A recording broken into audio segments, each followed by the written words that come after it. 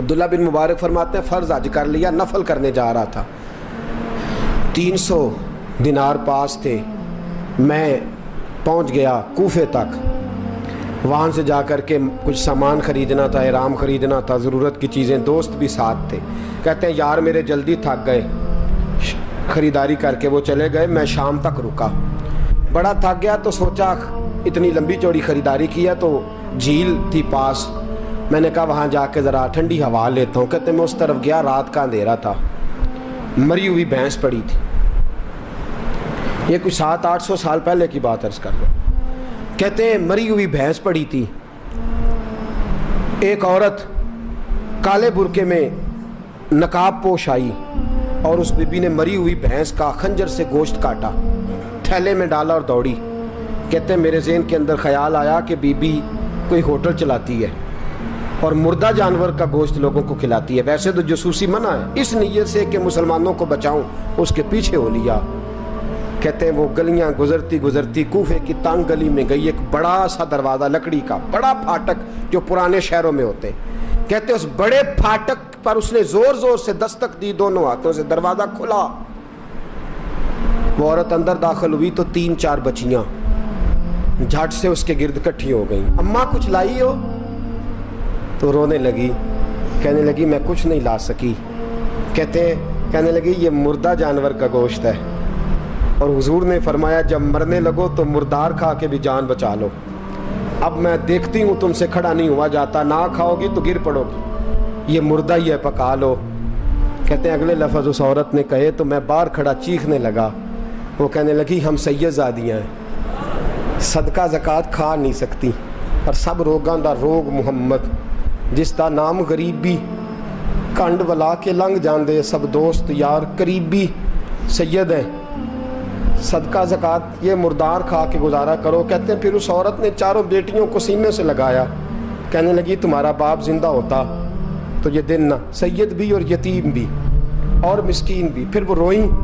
حضرت عبداللہ بن مبارک کہتے ہیں زور زور سے دروازے پہ دستک دی، بی بی باہر آئی، کون ہے؟ تو میں نے کہا میں عبداللہ بن مبارک ہوں، محدث ہوں، زمانہ مجھے جانتا ہے، میرے شاگردوں کی لسٹ بڑی لمبی ہے، کہنے لگی اچھا تو؟ کہنے لگا یہ 300 دینار ہیں، تو مہربانی کرے تو رکھ لے، چلے اپنا کام کریں ہم جانے ہمارا، کہتے میں نے زمین پہ گھٹنے ٹیک کے نا تو سید زادی کے آگے ہاتھ باندھ دیے، میں نے کہا میں نوکر ہوں تم اولاد ہو، میں خادم ہوں تم نسل ہو، مہربانی کرو، مہربانی میرے اوپر مہربانی، پیسے رکھ لو، کہتے ہیں میں نے وہ پیسے دیے، میں واپس لوٹا، یار کہنے لگے چل، میں نے کہا نہیں میں نے نہیں آج کرنا، کہنے لگے کوئی نیا پلاٹ لینے کا پروگرام بن گیا، کوئی نئی انویسٹمنٹ، لوگ تانے دیتے ہیں نا، پر جے کر یار دے نام دا ملے میڑا ان چولی پا لئیے پنجے سٹیے نا، جے کر یار دے نام دی ملے سولی چھوٹا چھوٹ لئیے پشانٹیے نا، کہتے ہیں میں نے کہا یار جیسے تمہاری مرضی سمجھ لو، یہ میرا راز ہے میں بتاتا نہیں، فرماتے ہیں لوگ حج کرنے چلے گئے، میں وطن آ گیا، 6 ماہ کے بعد قافلے لوٹے، جاگ کے سننا ذرا بات، میرے نبی نے فرمایا تو میرے امتی کی پریشانی دور کر، اللہ کامل حج کا ثواب دے گا، فرمایا میرے حبیب علیہ السلام کی امتی حضرت عبداللہ بن مبارک فرماتے میں آیا حج کر کے، حاجی آئے تو میں بڑی حسرت کے ساتھ، میں گھر میں روتا تھا، سوچتا تھا آج وہ مینا میں ہوں گے، آج وہ مزدلفہ عرفات میں ہوں گے، آج وہ لوگ جمرات کی رمی کر رہے ہوں گے، میں تڑپ کے سوچتا تھا آج در رسول کی حاضری دے رہے ہوں گے، کہتے میں روتا تھا، جب حاجی لوٹے 6 ماہ کے بعد تو حاضری دینے گیا، ملنے گیا، پہلا دروازہ کھولا حاجی صاحب نے، میں نے کہا مبارک ہو، کہتے ہیں میں نے مبارک دی ذرا سنیے گا، کہتے ہیں وہ حاجی مجھے ڈانٹنے لگے، کہنے لگے چھوڑ یار اتنا بڑا آدمی ہو کے تو غلط بات کرتا ہے، میں نے کہا کیا ہوا؟ کہنے لگے تو نے ہمیں کہا کہ جانا نہیں، اور پھر ہم مینا میں آوازیں دیتے رہے تو بات ہی نہیں سنتا تھا، ہم آوازیں دیتے رہے ان اللہ علی کل شیء قدیر، آوازیں دیتے تھے، سنتا نہیں تھا، کہتے میں حیران ہوں، میں یار میں تو کیا نہیں، کہنے لگے ہم 11 حاجی جھوٹ بولتے ہیں تو اکیلا سچ بولتا ہے، سب نے دیکھا ہے، کہتے میں پلٹ آیا، चौथे दिन फिर एक हाजी को मिलने गया, मुबारक दी। कहने लगा छोड़ किस बात की मुबारक, मैदान अरफात में तो तूने बात भी नहीं सुनी और यहाँ मुबारकें कहते हैं अरफात में, और मैं तो नहीं। कहने लगे चुप कर, गलत बात भी करता है इतना बड़ा मुहद्दिस हो के। कहते हैं जब आखिरी काफिले आए, आखिरी दिन तो 8-10 काफिले इकट्ठे आए, शाम तक 7 काफिलों से मिला। हर एक मुझे कहने लगा बंदे के पास घोड़ा नया आ जाए, सवारी बड़ी आ जाए तो यारों से तो मिलना चाहिए ना, तू आवाज ही नहीं सुनता था। फरमाते हैं मैं थक गया कि इलाही माजरा क्या है, मैं तो यहाँ इस शहर की गलियों में फिरता रहा और ये सारे हाजी क्या क्या रहे हैं। फरमाते हैं रात को हजरत रबी बिन असलम, वो बहुत बड़े बुजुर्ग मुहद्दिस थे, वो भी हज करने गए, दरवाजे पे दस्तक दी, बाहर आए तो झगड़ने लगे। कहने लगे तूने मुझे किस मुश्किल में डाल दिया है। मैंने कहा हुजूर क्या हुआ, किस मुश्किल में। मैं तो मिल, कहने लगे छोड़ यार, आलिम था तो मैं तेरी इज्जत करता था, तूने ये क्या किया। मैंने कहा क्या हुआ। कहने लगे याद नहीं जब तू रोजा रसूल के सामने मिला था, जब नबी पाक के मुवाजे के सामने तो पैसों वाली थैली मुझे पकड़ा गया, पकड़ अपने पैसे। मैं तो संभालते संभालते थक गया हूँ। कहते हैं यूं सीने से पैसे लगाए, घर आया, इशा पड़ी तो सो गया। मैंने कहा या अल्लाह उकदा खोल दे। रात गहरी हुई, मेरे घर की दीवारें चमकने लगी, नूर फैलने लगा, खुशबू ही खुशबू पूरे शहर को मुअत्तर करने लगी। कहते हैं मैंने आंख झपकी तो सामने अल्लाह के रसूल तशरीफ फरमा, सामने महबूब तशरीफ फरमा है। ख्वाब मेरी विच आया माही, मैं उहदे गल विच पा लईयां बावां, ते डर दी मारी अख भी न खोलां, किते फिर विछड़ ना जावां। फरमाते मैं महबूब पाक की जियारत की तो नबी पाक अलैहिस्सलाम का दीदार करके फूट फूट के रोया। अब मेरा दिल था हुजूर बोले कोई बात करें, महबूब बोले लब खोले। फरमाया क्या। हुजूर ने फरमाया मैं तुझे कितने और गवाह भेजूं कि तेरा हज हो गया है। मैं कितने गवाह भेजूं कि हज तेरा बेपरवाही वेख सज्जन दी, जिथे किसे दी पेश ना जावे उन्हें ताजा वाले दर दर रोले, मंगते हैं तख्त बिठावे, आजम किसे नु कारा मिल दई,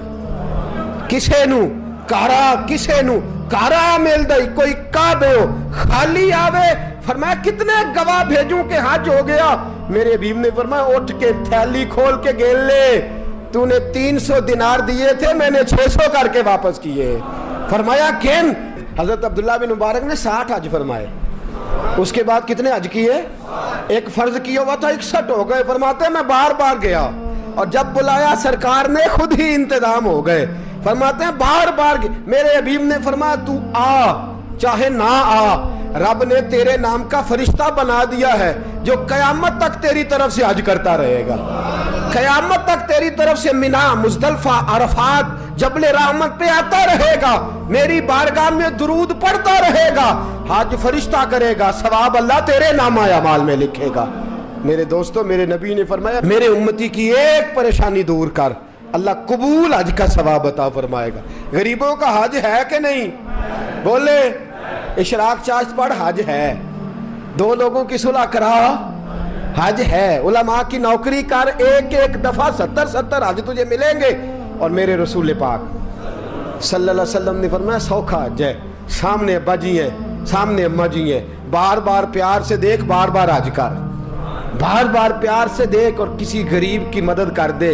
सड़क पार करा दे, मेडिकल स्टोर से दवाई ला दे, किसी की नौकरी कर दे, बच्चा घर में नहीं अब्बा जी बीमार हो गए, जा भाग के तू चचा को छोड़ा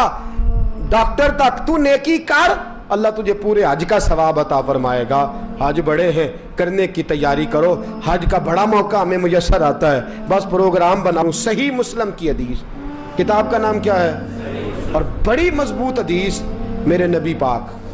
सल्लल्लाहु अलैहि वसल्लम फरमाते हैं कुछ लोगों को अल्लाह क़यामत में खड़ा करेगा और खड़ा करके फरमाएगा चलो जन्नत में जाओ।